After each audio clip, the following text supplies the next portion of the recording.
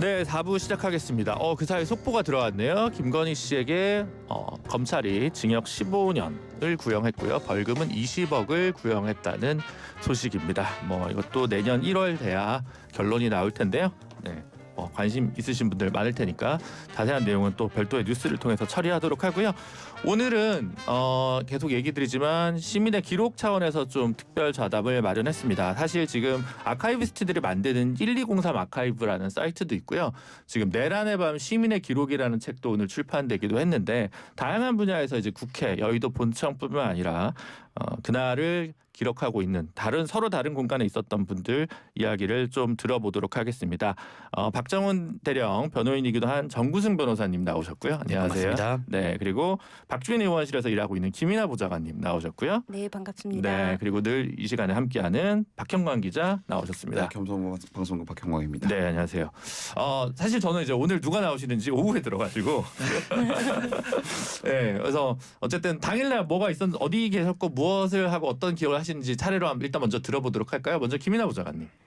저는 집에 있었고요. 네. 10시 반이면 제가 자는 시간이거든요. 그래서 자려고 누웠는데 누워서 뉴스를 보다가 이제 계엄 소식을 듣고 의원실 보좌진들한테 우리 다 같이 국회에 가자 그렇게 얘기를 하고 후다닥 짐을 챙겨서 나왔습니다. 그러면 그래서 바로 국회 진입은 그 당시엔 됐나요?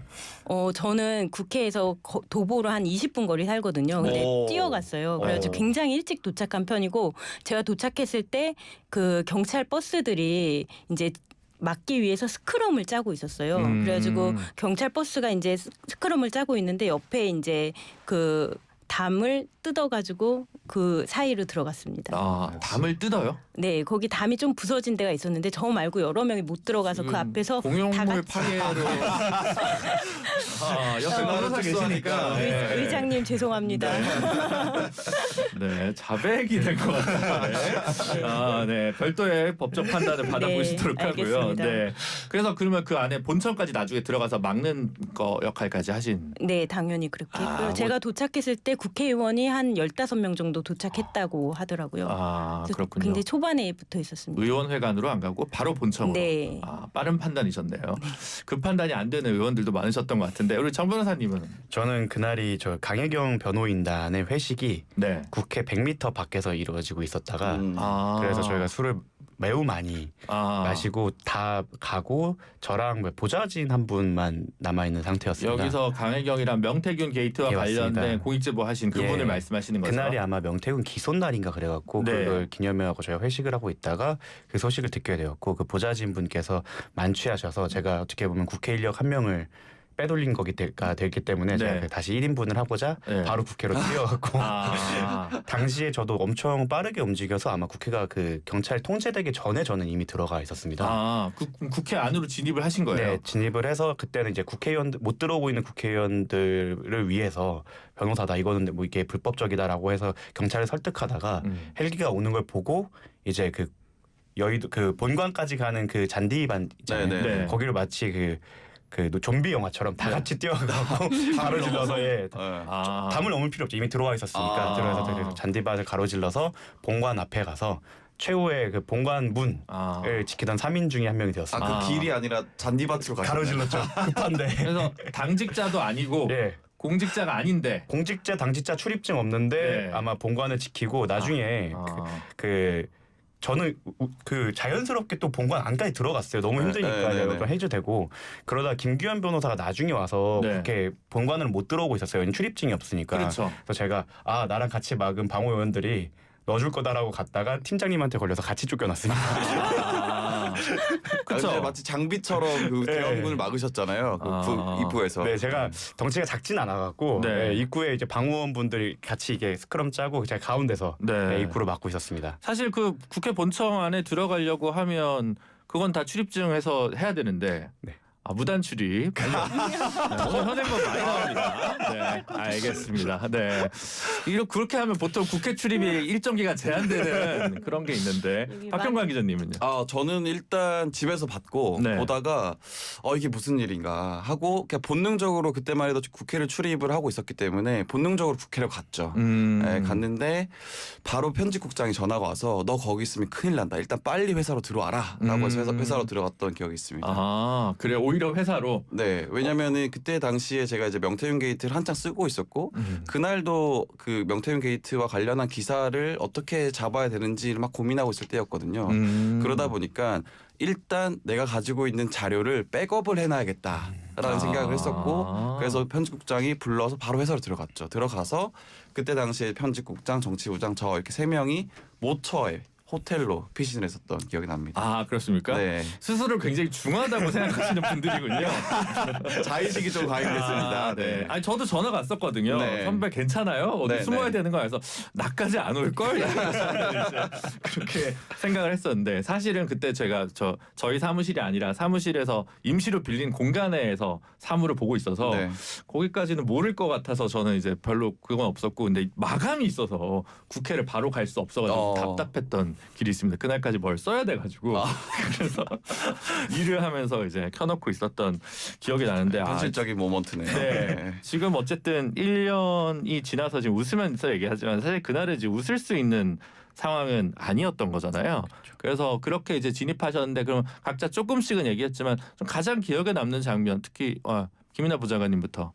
네, 저는 이제 일찍 도착해서 뭐 계엄군이 온다는 소식을 듣기 전에 도착을 해 있었거든요. 그래서 의원들이 최대한 많이 올 수 있게 보좌진들이나 의원들 텔방에 어디가 문이 열려 있고 어디로 들어올 수 있고 이런 정보들을 서로 많이 주고받았고 그리고 이제 의장님이 국회에 도착하시고 나서 의장님이 어디에 계신지 계엄군이 알면 안 된다고 그래가지고 그렇죠. 본청에 저는 이제 본청 근무자였거든요. 그래서 본청을 돌아다니면서 방마다 이제 불을 다 켜고 다니고 그런 역할들을 했었고요. 네. 불을 다 켜셨군요. 예, 불을 네. 다 켰었어요. 근데 나중에 알고 보니까 그 의장님은 뭐 과방위원장실인가 그런 데 계셨다고 하더라고요. 네. 근데 어디에 있는지 모르게 하기 위해서 전체 이제 불을 켜러 다니는 역할들을 했었습니다. 그런데 각 방의 문은 다 잠겨 있지 않아요? 그러니까 잠겨 있는 방은 못 열고 그거는 이제 그 직원들이 다 모여 있었으니까 그 방에 근무하는 사람들이 하고 저희는 이제 복도를 다 복도를 다 다니면서. 방을 엄청 넓은데 뛰어다니겠네요. 맞습니다. 층별로 나눠서 이제 그런 것들을 진행을 했었습니다. 그런 상황이었군요. 네. 저는 가장 인상 깊었던 건 사실 군인분들이 오셔서는 그래도 조금은 소극적인 태도를 보였기 때문에 그때부터는 좀 안 무서웠는데 제일 무서웠을 때가 헬기가 국회 쪽으로 막 계속 넘어갈 때 그리고 그 국회 입구 밖에서 전차가 온다 막 소리가 들릴 때 안에서 너무 무섭죠. 안에서는 보이지가 않으니까 더 무서운 거예요. 그래서 그때 이제 그 잔디밭을 가로질러 가면서 제가 와이프한테 전화를 해갖고 유언을 남겼었거든요. 제가 그거를 공개를 못하는 게 욕이 너무 많이 헐떡거리면서 이러면서 이게 그때가 가장 공포스러웠던 시점이었던 것 같습니다. 진짜 그럴 수 있겠네요. 내가 광주 도청에 있는 것 같은 시민군 같은 기분을 느끼실 수 있을 테니까. 그러니까 저는 돌이켜 보면 감동으로 좀 다가오는 게 그때 당시엔 몰랐는데 제가 이제 그때 당시만 해도 충정로 쪽에 살다가 이제 운전을 해서 막 국회로 갔거든요. 근데 이렇게 뭐 공덕 지나고 이제 마포대교를 지나서 국회로 들어가는데 마포대교 끝단에 차가 거기서부터 시작이 돼 있는 거예요. 주차가 다 돼 있는 거예요. 거기 못 들어가고.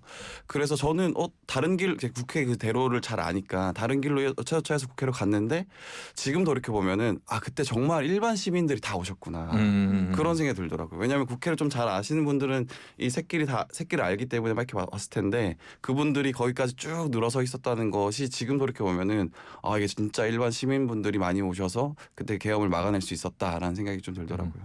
이제 밖에서 봤을 때는 어쨌든 국회 본회의의 카메라 영상 생중계 영상이 틀어지는 순간 이거를 강제로 끌어내는 방식은 못하겠구나라는 생각이 들어서 해제가 되겠구나라는 생각을 바깥에서는 하고 있었거든요. 근데 본청에서 정신없이 대치하고 있는 사람들은 그런 화면 자체를 실시간으로 보질 못했을 것 같은데 어땠어요? 그렇죠. 실시간으로 못 보고 있었고 뭐 시민들이 보내주는 그런 영상이라든가 이런 거 SNS에서 이렇게 보고 확인을 하고 있었고 근데 저 이제 걱정이 됐던 부분은 저희는 이제 바깥에서 의원님들 오는 숫자를 세고 있는데 그 숫자가 이제 모자랄까봐 굉장히 떨고 있었고 그리고 뭐 SNS로 시민군들이 계엄군이 어디까지 왔다 이런 것들을 접하고 있는데 어느 순간에는 이제 본청 진입이 시작이 된 거예요.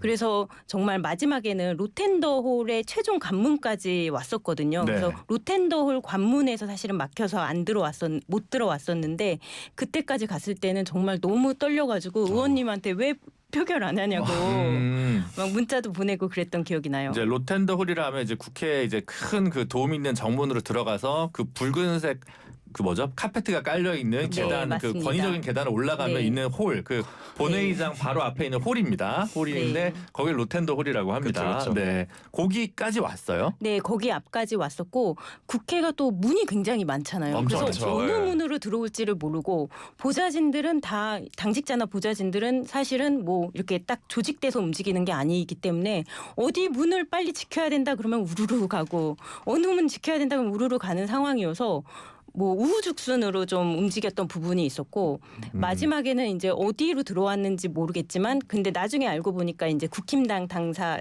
그 창문을 깨고 들어왔잖아요. 네, 뒷문 거기서 쪽에. 온 분들이 이제 그 계엄군이 사실 그 3층까지 올라와서 로텐더홀 앞까지 이제 왔었죠. 네, 그래서 그때 거기서 변호사님은 소화기- 어느 위치에 계셨어요? 저는 계속 본관 있고 정말 있구만. 네, 저는 그 아. 소식을 못 들었던 게 두 손을 이렇게 하고 있으니까 네. 뭘 할 수 있는 상황이 아니었고 아. 근데 이제 옆에 창문을 깨고 들어가는 거를 사람들이 소리를 쳤어요. 창문 네. 깨고 들어갔다 해서 시민들이 같이 우리도 들어가서 막겠다라고 했는데 이제 뒤에서 보좌관 분들께서 여기 우리가 막을 테니까 여기 정문이 뚫리면 이제 더 대량의 병력이 들어올 수 있다 막 이렇게 소리를 쳐갖고 오히려 시민들을 또 막고 있었죠. 그래서 우리가 여기 앞에서 지켜줘야 저기는 소수밖에 못 들어간다. 어차피 창문으로 들어가면 네. 그래서 우리가 입구를 지키겠다라고 해서 시민들과 함께 입구를 막고 있었어요. 그러면 나중에 로텐더홀에 병력이 들어와 있으면 이렇게 그 아무리 팔짱 끼고 스크럼을 짜고 있어도 뒤돌아보면 저기 와 있네라고. 맞아요. 네, 그래서 그런 뒤에서 막 소리가 들릴 때 상황이었어요. 또 예. 제가 막 거기서 뒤돌아보거나 풀면은 같이 또 휩쓸려서 들어갈 것 같아서 아. 너무 뒤는 불안한데 일단 네. 밖은 지키고 근데 있고 어쨌든 그 앞에도 계엄군이 많이 있었던 거잖아요. 있었죠. 예. 계속 추가 병력이 오고 있었죠. 계속 추가 병력이 오고 있었고. 근데 사실 바깥에서 영상을 봤을 때는 근데 정문을 안 깨고 뒤로 가지? 그리고 뒤로 갈 때도 막 예전에 무슨 정말 폭력적으로 공권력이 행사될 때랑 달리 머뭇하면서 들어가고도 뭔가 진도가 안 나가는 것 같고 이 현장에 있는 군인들이 굉장히 동요하고 있고 이게 맞나라고 스스로 의심한다는 생각이 계속 들었거든요. 그래서 이게 잘 안 되겠구나. 신용만 하는 거 아니구나라는 느낌적인 느낌을 좀 받았는데 나중에 이제 그분들 인터뷰를 좀 해보면 좋을 것 같은데 기자님은 그걸 쭉 보고 있었을 거 아니에요. 그러면 이제 그렇죠. 이동을 해가지고 저는 사실 이제 편하게 TV로 보고 있어서 좀 죄송하긴 한데. 아니 근데 그때 당시에 이제 내부에 있는 기자들과는 계속 소통을 하고 있었어요. 근데 기자들도 이제 그때 당시 좀 재밌었던 게 남자 기자들이랑 여자 기자들이 또 나뉘니까 네. 신체적 조건이 다르잖아요. 그래서 여자 기자들은 야 로텐더홀에 있어. 남자 기자들은 앞에 나와서 취재와 혹은 스크럼을 같이 짜고 뭐 그랬던 그 소식들을 계속 실시간으로 접했던 기억이 납니다. 네. 네, 실제로 군 병력이 좀 우왕좌왕했던 게 처음에 들어와서 제가 문을 받기 전에도 저도 앞에서 이제 사람들이랑 군 병력을 설득하고 있었는데 저희가 막 얘기했어요. 이거 반란이다. 너네 이거 처벌받는다. 그리고 실제로 제가 그날 명함을 한 통을 다 썼습니다. 아 군인들에게 주면서 네, 영업을 또 제가 또 대표이기 때문에 영업을 제 업계 만들어주겠다. 여기까지 하겠습니다. 네. 조금 더 디테일하게 들어갈게요. 그 김이나 부장님 그날 단전단수 현장을 목격을 하셨다고? 네, 맞습니다. 그게 어떤 거죠? 네, 저는 이제 국회 보건복지위원장실에서 일하기 때문에 네. 저희 사무실에 응급 키트들이 많이 있습니다. 그래서 저희 사무실을 이제 응급실처럼 썼거든요. 그래서 보좌진들이나 당직자들 중에 다친 사람 있으면 와서 치료를 하고 저희 사무실에 또 의료계에서 일했던 분이 있어서 실제 이렇게 응급처치를 해주셨거든요. 근데 한 분이 굉장히 심하게 다치셔가지고 아. 저희가 응급처치를 할 수 없는 상황이라서 이제 구급대원을 불렀어요. 근데 네. 구급대원들이 이제 그 회관에 와서 네. 대기를 하고 있다가 지하 통로로 해가지고 저랑 만나기로 한 거예요. 아, 의원회관과 국회 본청 사이인 지하 통로가 네, 있습니다, 지하 여러분. 통로가 있습니다. 지하로 다 통하죠. 거기 네. 제가. 그래서 제가 그분들을 구급대원의 연락처도 모르는 채로 구급대원을 데리러 지하로 갔는데 불이 다 꺼져 있는 거예요. 지하에. 네, 네. 불이 다 꺼져 있어서 아니 이게 무슨 상황이지? 그래서 무서워서 저 혼자 갔었거든요. 그래서 무서워서 어떻게 해야지 그러고 있는데 갑자기 불이 켜지면서 한 3-4명의 이제 계엄군이 완전 무장한 상태로 어떤 방에서 나와서 이제 그 회관으로 가는 통로로 이렇게 가더라고요.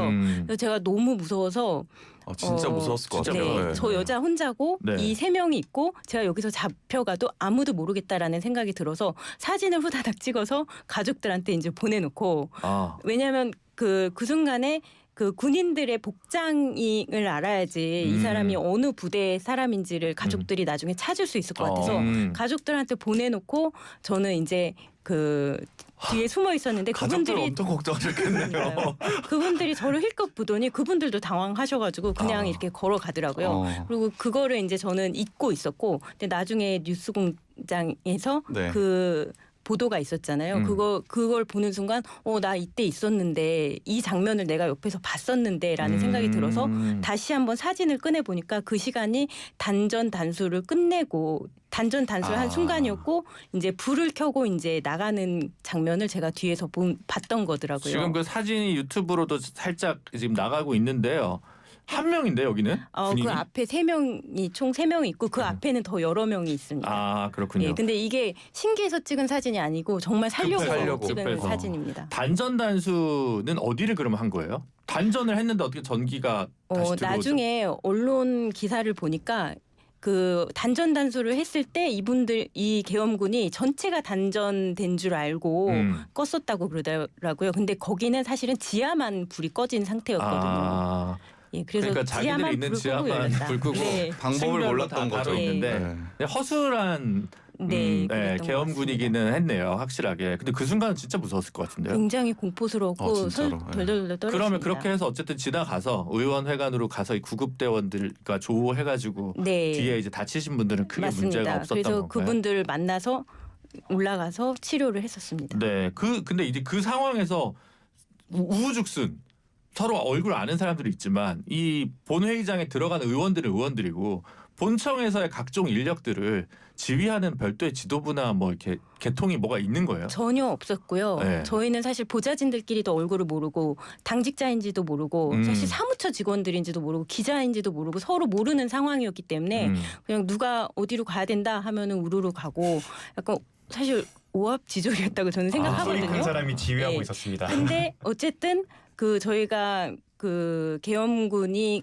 끝까지 들어올 수 없었던 부분들 중에는 좀 저도 비슷한 생각인데 계엄군들이 마지막에 그 본회의장으로 가는 길목에서 굉장히 시간을 보냈던 것 같은 생각이 듭니다. 그렇죠. 확신이 없는 거죠. 네. 거기서 이제 이건 큰일 날 수 있겠다라는 생각이 드니까. 근데 그러면 누구 얘기를 듣고 스크럼에 가신 겁니까? 정 변호사님. 누구 얘기를 듣지 않았어요. 그냥 군인이 오는 걸 보고 그냥 사람들이 그냥 나서서 그러니까 사람들이 앞에서 그때 뭐 안기룡 대변인을 비롯해갖고 그 문 앞에서 막 1차적으로 막고 있었고 그럼에도 불구하고 이제 아무래도 신체적으로 우월한 군인들이 밀고 들어올 때 또 밀려 들어오기도 했거든요. 그래서 이거는 원천적으로 문을 막고 있어야겠다. 그래서 저도 앞에서 같이 이제 계엄군들 설득을 하다가 이제 한두 번씩 웨이브가 왔었어요. 그래서 그때 이렇게 하다가 한 번이라도 잘못해갖고 뚫려버리면 여기로 뒤까지 다 뚫리겠다는 생각을 해서 그 다음에 스크럼을 짜기 시작했어요. 그 위치는 자동문 있는 그 앞인가요? 아니면 문 아닌가요? 그 문 딱 거기서 반만 열리게 만들어 놓고 뒤에 바이리케이트 쌓아놓고 그 앞에서 막았습니다. 근데 많은 시민들이 바깥에서도 지켜주셨지만 안에서 국회 직원들도 사실 굉장히 많은 수가 와서 저희가 누가 오더를 내린 건 아니었지만 거의 모든 문을 막을 수 있었고 그 스크럼도 굉장히 촘촘하게 짰었거든요. 그래서 그 많은 사람들이 사무처 직원들 포함해서 많은 사람들이 와서 점점 시간이 지날수록 많은 분들이 양쪽 옆으로도 문은 다 같아요. 있지만 일정 시간 되면 그 셔터를 내리잖아요. 네. 그러니까 이제 막아야 되는 문 자체는 많지는 않았을 것 같다는 생각도 드는데. 그래도 여러 개가 있었죠. 그래도 그 여러 당시에는. 개가 있었다. 그리고 어느 쪽으로 들어올지를 모르기 때문에 그쵸. 로텐도 홀로 가는 다양한 길목들을 이제 물건으로 막아놓고 사람들이 막고 그런 일이 있었죠. 그 보좌관들이 대단했던 게 저는 이렇게 막고만 있었는데 어느 순간 뒤에 보니까 이제 책상으로 길이 다 더 복잡하게 만들어져 있고 막 의자들로 이렇게 쌓여져 있고 회전문 같은 경우 이미 애초에 잠가놓고 그래서 그 길을 잘 막아놨더라고요. 그래서 그 덕분에 조금 시간을 더 벌 수 있지 않았을까. 응급실이 있다는 건 그럼 어떻게 전파되나요? 응급실이 있다는 건 보좌진들 텔방에서 단텔방에서 다친 사람이 있으면 635로 와라. 653호로 오면 치료받을 수 있다 이런 것들을 공지했었습니다. 그렇군요. 네. 그럼 이제 그때 다른 언론사 지금 계신데 말고 다른 언론사에 계신데 언론사별로 그때 또 특집 방송 막 갑자기 그때 당시에는 유튜브 띄우고 이런 방송들도 많았잖아요, 사실은. 그 계엄 포고령에 보면은 계엄 사령관 아래 지휘 아래 이제 언론이 들어간다라는 내용이 포함되어 있었기 때문에 그때 당시에는 이걸 어떻게 처리를 해야 되는가 고민을 많이 했던 때예요. 네, 그래서 모 언론사는 우리는 이제 다음 내일부터는 계엄사령관 아래 지휘 아래로 들어가기 때문에 동요하지 말고 잘 프로토콜에 따라서 움직이자라고 한 언론사도 있어요, 사실은. 근데 저희 같은 경우에는 그때 당시에 우리의 본분을 다하겠다. 네. 끝까지 그 명태균 게이트를 하고 있었기 때문에 그 관련된 기사를 다 쓰겠다라는 입장을 냈었던 기억이 납니다. 근데 그걸 내면서도 이거 이렇게 해도 되는 건가? 라는 그런 공포가 있었어요. 분명히. 네. 아까도 한번 말씀드렸지만 이 포고령 자체는 육군대장 박안수 이름으로 나온 계엄사령관 이름으로 나온 거에서는 모든 언론과 출판은 계엄사의 통제를 받는다라고 돼 있었기 때문에 맞습니다. 이 언론인들이 가질 수 있는 충분히 근거가 있는 공포가 아니었을까라는 생각이 들긴 합니다. 그리고 실제로 그 국회 출입하는 기자들은 아직까지도 그 트라우마 아닌 트라우마에 그 시달리고 있거든요. 왜냐하면 내가 일하는 일터에 물론 부장관님도 마찬가지겠지만 그 내가 일하는 일터에 무장한 군인들이 쳐들어온 그런 경험을 한 것이기 때문에 상당히 공포스럽죠. 네. 저는 이제 늦게 한 새벽 3시쯤 가가지고 해제 포고령 나오기 전까지 사람들이 또 기다리다가 추워서 그 여의도에 모 24시간 커피숍 있지 않습니까? 거기 갔더니 다 이제 시위꾼들이 있더라고요. 저는 이제 거기 앉아 있다가 집에 간 기억이 갑자기 나네요. 마칠 시간이 벌써 슬슬 돼가는 것 같은데 지금 1년이 벌써 지났고 대통령 오늘 외신 기자회견도 있었습니다. 전반적으로 오늘 또 이제 국회 앞에서 행사가 있잖아요. 다크 투어도 있고 시민 대행진도 있는데 여기 대통령이 참석한다는 맞습니다. 소식도 있습니다. 그래서 이 1년을 돌아보면서 가장 크게 기억에 남는 혹은 평가, 소회, 미래, 과제 하여튼 오늘 계엄 1년이라서 내 인생이 어떻게 바뀌었고 앞으로 어떻게 됐으면 좋겠다라는 바람이 있다면 우리 박형관 기자님부터. 일단 그 계엄1이라는 것이 사실 역설적으로 보면은 많은 사람 온 국민에게 그 법 공부와 민주주의 공부를 시켜줬다라는 생각이 좀 듭니다. 왜냐하면 저만 하더라도 처음 계엄을 이라는 걸 딱 접했을 때 그게 그렇게 공포스러운 건지 잘 몰랐어요. 네. 그리고 한 2시간 정도 있다가 이것이 어떤 건지 그때 자각하고 공포를 느꼈던 것 같거든요. 그러다 보니까 이번에 계엄이 역설적으로 우리 국민들에게 그 단합을 강제로 단합을 만들어줬고 그리고 민주주의에 대해서 소중함을 일깨워줬다라는 생각합니다. 네. 그러고 보니까 그런 생각 나네요. 예전에 문재인 정부 시절에 대통령 개헌안을 만들고 시민사회도 개헌안을 만드는데 계엄 관련 헌법 조항은 아무도 안 건드렸어요. 네.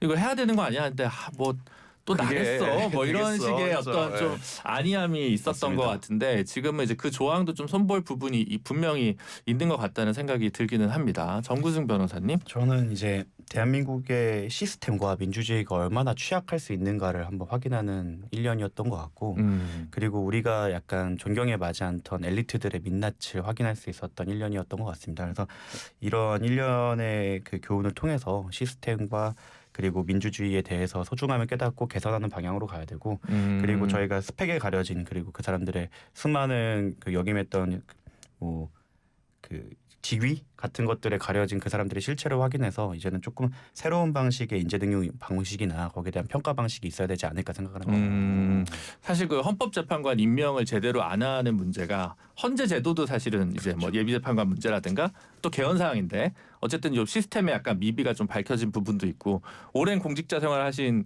총리께서 위증을 한 부분도 사실 많은 분들에게 진보 보수를 막론하고 좀 실망감을 맞습니다. 안겨주기는 했을 것 같기는 하네요. 김인하 부장님. 네, 저는 사실 이번 1주년을 맞아서 저희 보좌진들한테 우리 진짜 피켓 들고 나가서 국민 여러분 민주주의 지켜주셔서 감사합니다. 그거 피켓팅을 하자고 제안을 했었어요. 네. 결국 못했는데 어쨌든 저희 시민들께서 오셔서 국회를 지키고 민주주의를 지켜주신 거에 대해서 너무 감사드리고 제가 따뜻한 국회 안에서 있는 동안 차가운 바깥에서 1시간, 2시간을 넘어서서 거의 하루 이틀 일주일을 그렇게 지켜주신 국민 여러분들한테 너무 감사한 생각이 들었었고요. 그리고 또 한편으로는 우리 민주주의가 여전히 취약하구나. 여러 가지 방면에서 우리가 개혁하고 바꿔야 될 부분이 많구나 이런 것들을 많이 깨닫고 있고 지금도 내란이 끝나지 않았기 때문에 그런 것들을 가열차게 해야겠다 이런 생각을 하고 있습니다. 알겠습니다. 세 분과의 시간은 여기까지 하도록 하겠습니다. 지금까지 박형관 기자, 정구승 변호사, 김인하 보좌관이었습니다. 감사합니다. 고맙습니다. 감사합니다.